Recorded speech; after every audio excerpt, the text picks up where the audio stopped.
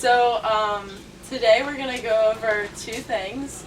One's going to be on the horse, and one is going to be kind of like a Bible lesson to go along with what we learned with the horses. Because some of you already rode today when we did horses here, we're going to be learning how we lead the horse, how to properly lead them, and we'll be leading them through an obstacle course. And then after or before we do that, we are going to learn how to groom a horse. I know you guys used the brushes today. I'm going to show you what each brush does and how to properly use each one of those. And then once we've done all the horse stuff, we're going to come back over here, and there's going to be a short little Bible lesson just to go along with what we learned with the horses that can be applicable to your life, and you can take it with you once you leave here. I used these earlier when we were brushing the horses, right? So I have 4 different types. This one is called a curry comb. I've also heard people call it a dandy brush, but I call it a curry comb. So this is to knock off all of the caked on dirt and anything on the horse's coat. It's used on the body. We don't use it on the head or the legs because it's really rough. You guys can feel it. So this knocks off all the dirt. We use it in a circular motion on the horse, and that gets everything really loose. Then we use what we call the hard brush, a hard bristle brush. It's got hard bristles on it, and this is to wipe away all that dirt that we got off with the curry comb. That just smooths out the coat, gets all the big chunks of dirt off of them, and I'll let you guys pass that one around. And then right after that one, we use what is called the soft brush. And like you guessed it, it has soft bristles on it. So this kind of shines up the horse's coat and makes it look nice and pretty. Just gets off all the excess stuff on it. But you have that one. And then we use the mane and tail comb. This is used on the horse's mane and the horse's tail and nowhere else. When you're brushing the horse's mane and tail, you always want to start from the bottom and go all the way to the top so you're not ripping out a bunch of hair. Horses don't feel their hair being pulled like we do, but they do still feel it. So we want to be really cautious that we're not pulling out their hair or damaging it.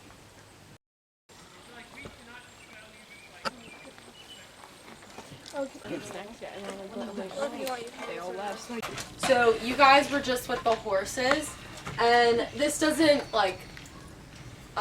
specifically to apply to exactly what you did, but it applies to the animal that you were with. So there's one passage of scripture that a lot of people think of when they think of horses. Do you guys happen to know what that passage is? It's not in a very common book of the Bible. It's a man's name. Want to take any guesses? That's okay. It's not common. It's the book of Job. I was going to say it. You were? It's in the book of Job. And Job is do you guys know if it's in the Old or the New Testament? Is it in the Old? It is in the Old Testament. So Job is in the Old Testament. Does anyone know about Job? Do you know who Job is? Lydia, who's Job? He's a follower of God. He's a follower of God. Didn't he lose all of his stuff and was that double of it? Yeah, so Job went through a lot of rough stuff, right? He lost his family, his belongings, his house, his animals. He lost a lot of stuff, but he stayed faithful to God, and it was restored back to him in much more quantity than he had before.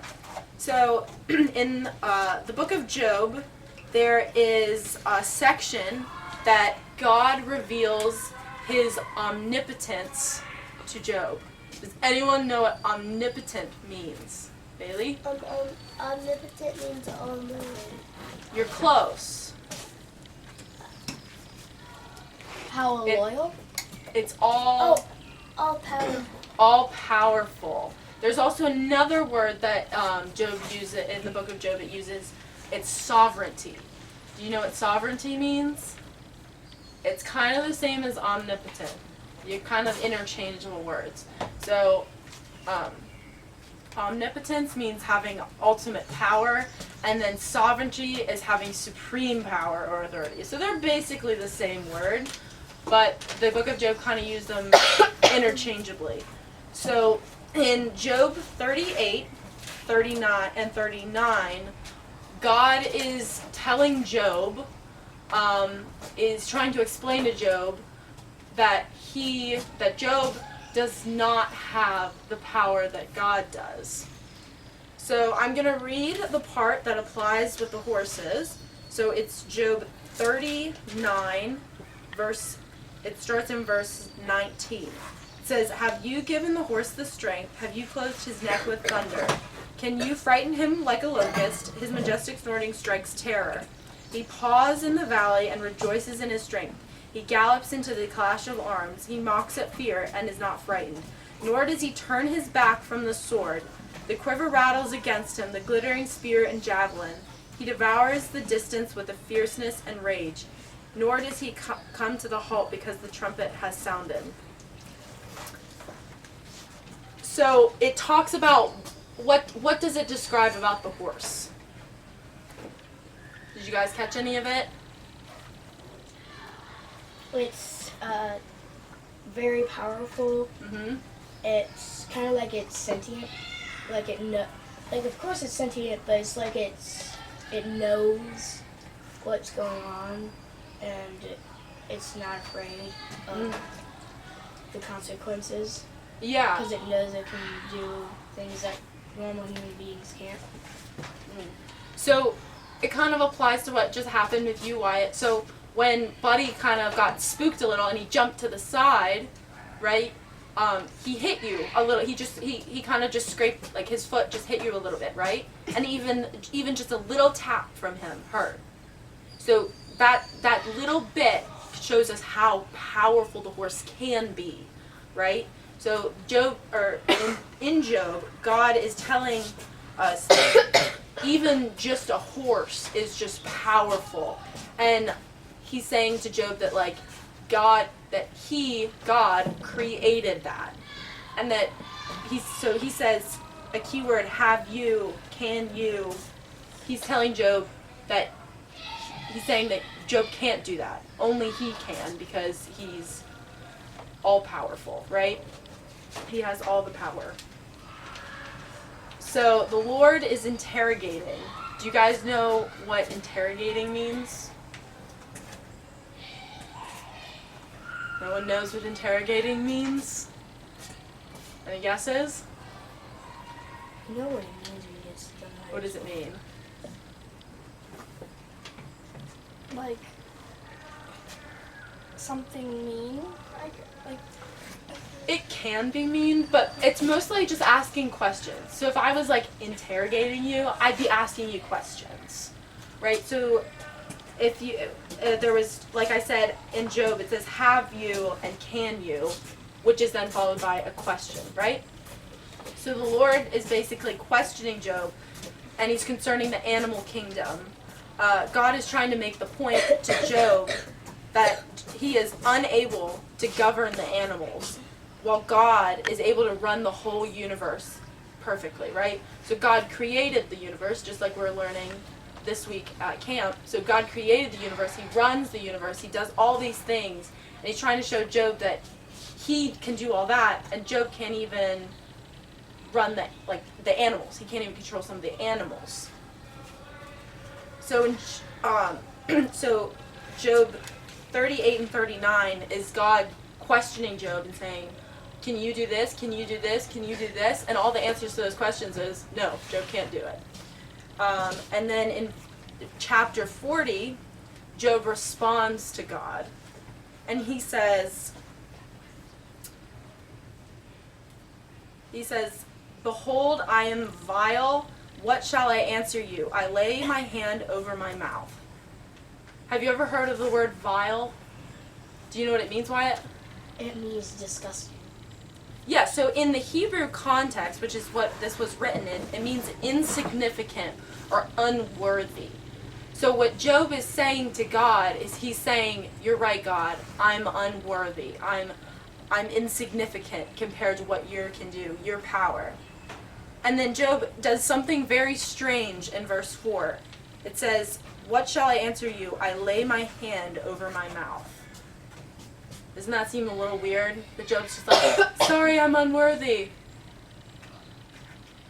It seems really weird to me, so I looked it up, and it's a sign of respect. So it's most likely a sign of respect. So he's saying, I'm unworthy, and he's giving respect towards God. So through that, there was one thing we learned. What did we learn about God? You guys remember the big word? He's omnipotent. He's omnipotent, which it means all powerful. So we learned about God's power.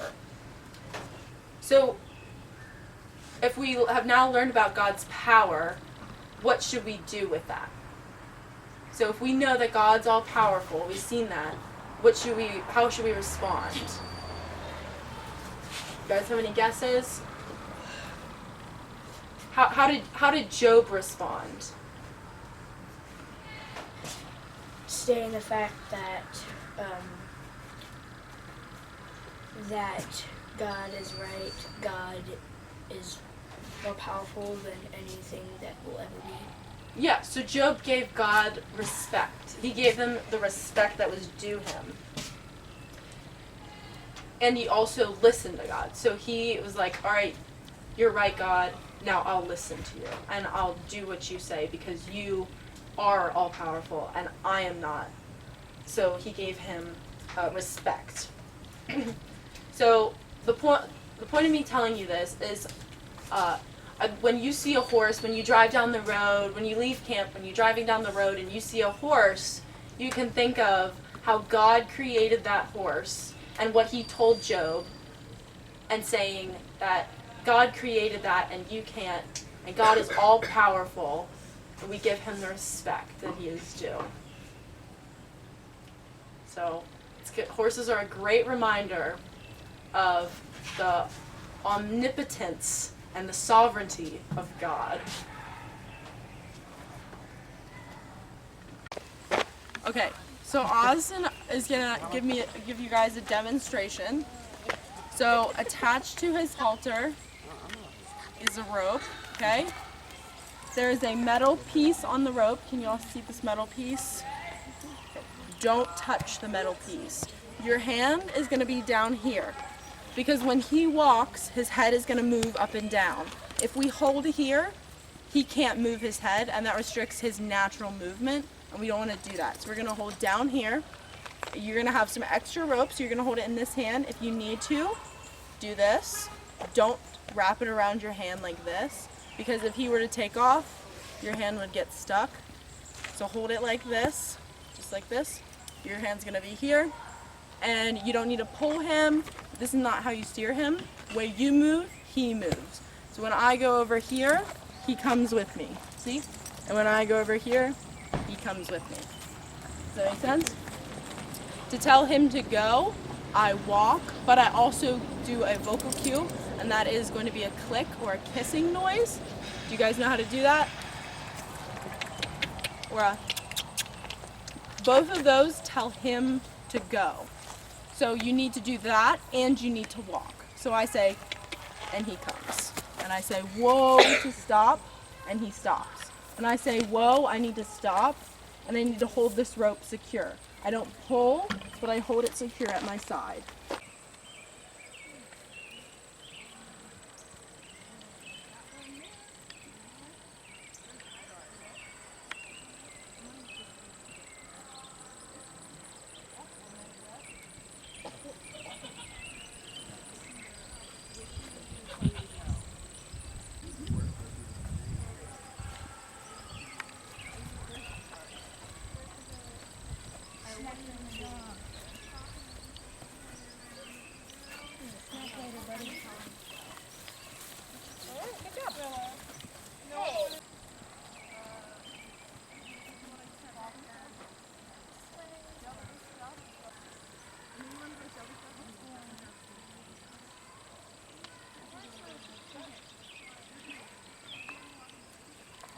I couldn't find